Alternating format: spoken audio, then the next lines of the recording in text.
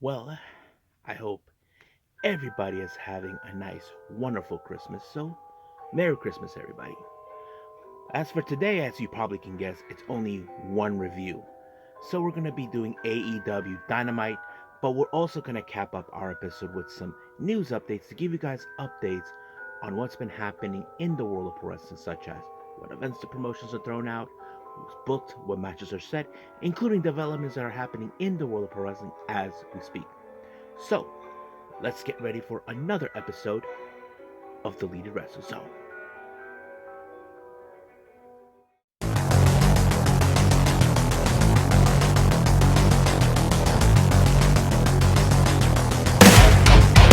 Are you ready? Get up, get up! Get up, get up! Get up, get up! Get up, get up! Get up, get up! Get up, get up! Hey everyone, welcome to the Leaded Wrestler Zone, all things that is pro wrestling with AEW, NXT, New Japan Pro Wrestling, TNA, the National Wrestling Alliance, various promotions, wrestlers, matches, and championships. I am your host, J Rod here. So, if you are new to the channel, welcome. This is a channel where we do a lot of pro wrestling reviews from various promotions, not only here in the United States, but also in Japan, Mexico, Canada, Europe, the UK, anywhere in the pro wrestling, anywhere in the world where pro wrestling is not as big, but it continues to grow. We also, of course, do discussion videos, talk about various topics such as the wrestlers themselves, the promotions, factions, storylines, whatever we want to talk about. We also, of course, do more news updates. If certain information was unable to be on this episode, we can either put it on the next one or on a separate video by itself. We also, of course, do real-timing news updates to keep you guys on alert if something has happened in the world of pro wrestling that needs to be addressed ASAP. We also, of course, got the Unagi Sayaka Watch and various other cool wrestling content as well. So if you like what you see, please subscribe to us. Click on that subscribe button. You'll be getting a lot of daily reviews and other cool wrestling content as well. But if you like this episode, please give us a like on the like button or a nice comment in the description down below. Now, all introductions have set aside. Hope everybody is stayed off the naughty list. So let's begin with our only review for today, and that is AEW Dynamite.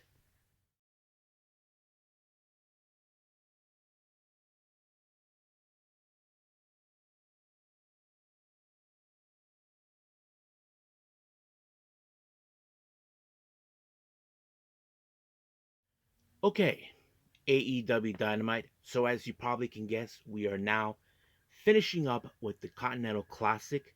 We're going to see who will be making their way to make it to the semifinals and then all the way to the semifinals as well.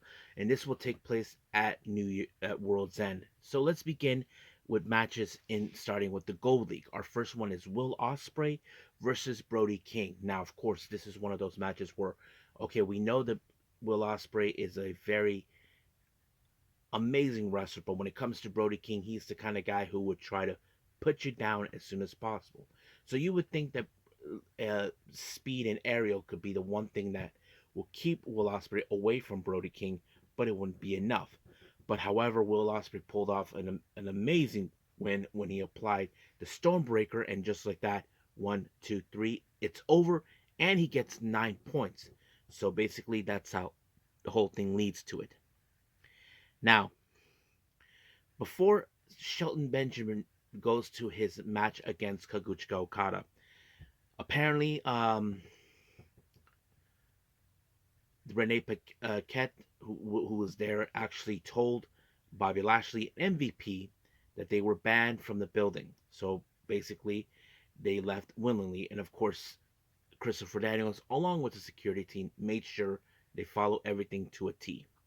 So I don't know what MVP or Bobby Lashley thinks, but that's how I think it happened. Now, as we continue part of the Gold League of the Continental Classic, we have Darby Allin versus Ricochet. Of course, we have been seeing recently when it comes to Ricochet that he's been trying to find ways to cheat himself way to the top. And that's exactly, I mean, we've seen what Darby Allin is capable. He's a very resilient type of wrestler, no matter if he stays down or not. But I don't think Ricochet was attempting to do that. But unfortunately, this match ended in a time limit draw after 20 minutes, and each person gets a point apart each. Darby ended up with 7, but however, Ricochet's point system is a different story. It ends with him gaining 10 points, and that makes him at the top of the league as itself. So we'll see how it goes. We'll find out who will be the runner up. Now, before the next match in the Gold League, Darby Allin whispered something to Commander and Alex Brahamontes. I don't know what it was, but Commander, who is still in the league, has to face against Claudio Castagnoli. Now, of course, Claudio will stop at nothing to do whatever it takes to win. But of course, this is where things got interesting during the match. Apparently, Commander went under the ring and found Darby Allin's jacket, but what he told him that he left behind his jacket with a pair of with a brass knucks right there, and he used it on Claudio Castagnoli, and just like that, this is payback to what Claudio did to Darby Allin last time. So basically, Commander walks away with his first win, even though he didn't make it to the finals, but it did leave him that way. And as for Claudio, it stayed at 9. But of course, like the old saying goes, a loser cannot stand a winner, and that's exactly what happened with the rest of the Death Riders, or should I say the morons. They viciously attack Commander. Then we see Jay White, Orange Cassidy, and Hangman. But I think the real question we ask ourselves is Orange Cassidy right? That the one thing they need to do is take out Jon Moxley out of the equation, so can only the match remain with both with Jay White, Hangman, and Orange Cassidy. So they have to think of that very quick. Now, let's jump in with the Blue League of the Continental Classic. We have Kazuchika Okada versus Shelton Benjamin.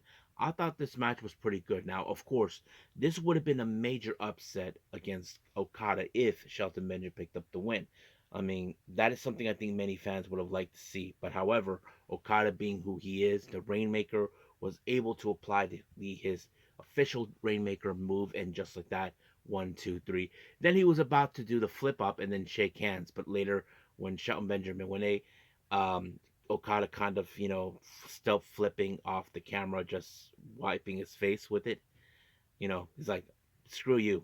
But however, Okada leaves with 10 points, possibly in the lead in the Blue League, while Shelton Benjamin leaves with 6.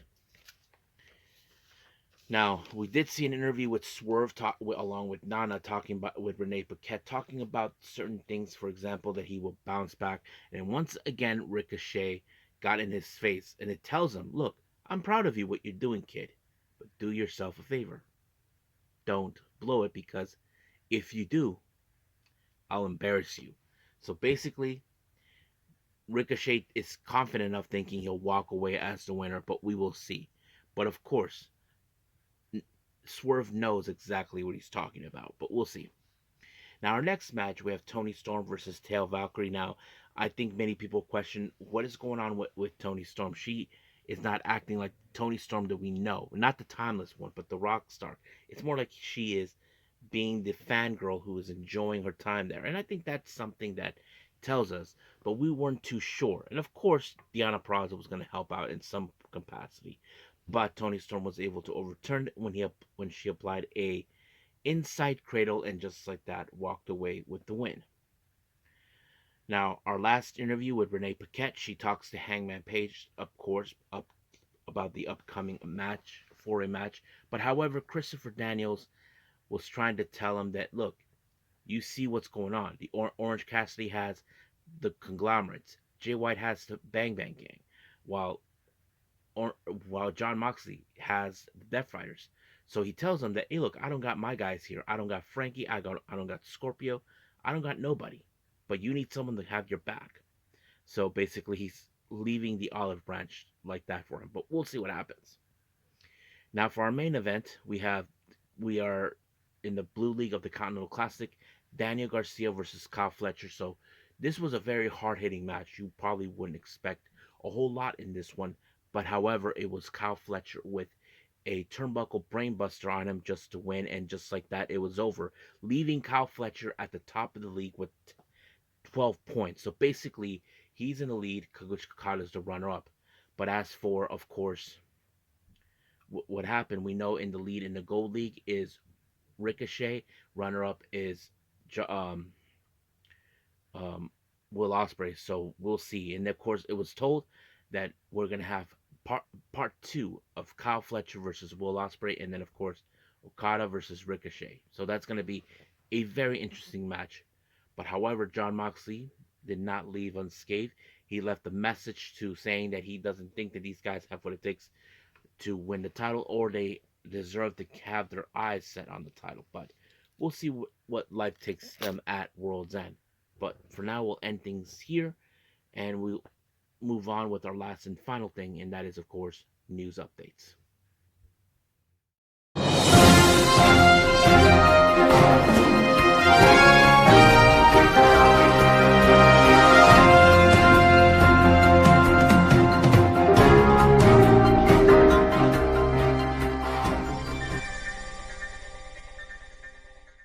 Okay, so welcome to our news updates. So let's begin with upcoming events from the promotions. The first one, as you know, on the 28th of December, we have in Seattle, Take Care by GCW. They just announced Alley Catch versus Viva Van.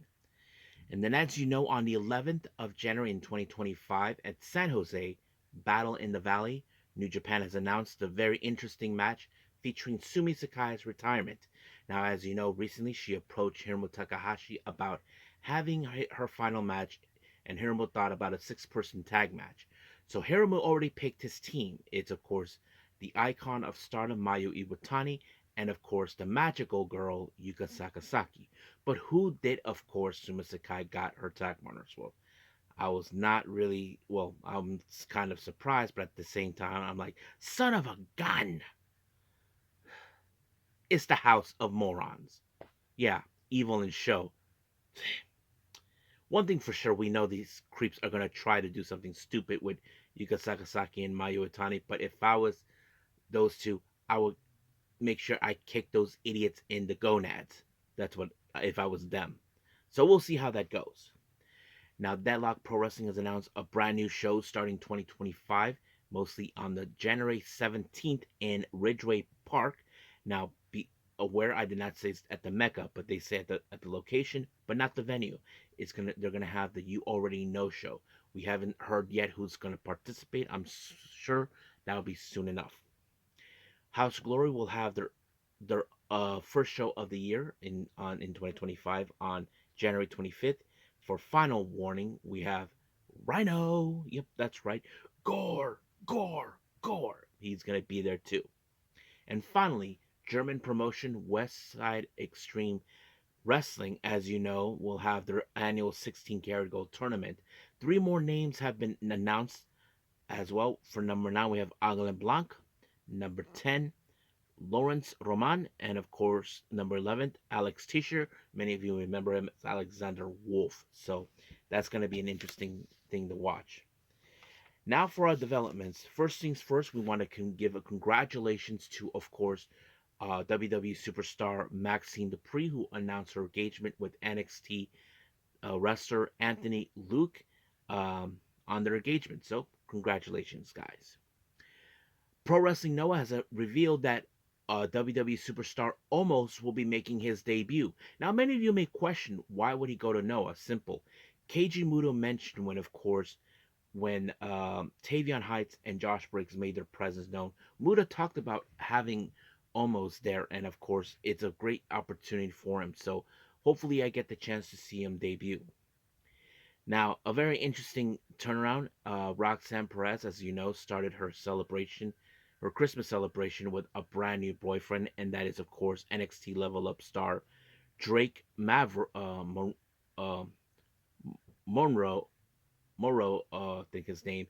Yeah, basically, it's kind of interesting because last I heard she was in a relationship with Gino Hernandez, or just Gino. I don't know what happened, but we're happy for her. And then finally, many of you know, I did review Stardom with the recent event featuring, of course, the future belt. Tam Nakano spoke about Kurara. As you know, she's always had her best interest at heart. many times over, and she had something to say about her.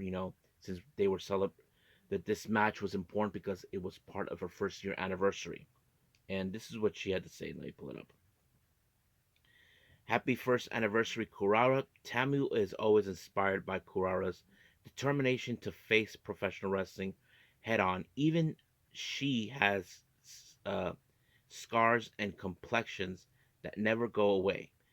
The road to the stardom dream is long and difficult, but this match made me think that Kurara can definitely achieve it. New costume. So she's proud of her. She's always been that type of person who's proud of someone like Kurara. So we'll see how things will progress. And not to mention, I'm digging the new costume that Kurara has. Hopefully, Tam can be by her side, you know, for a long time since she is inspired by her. But for now, we'll end things here with our news updates. So let's just call it a day.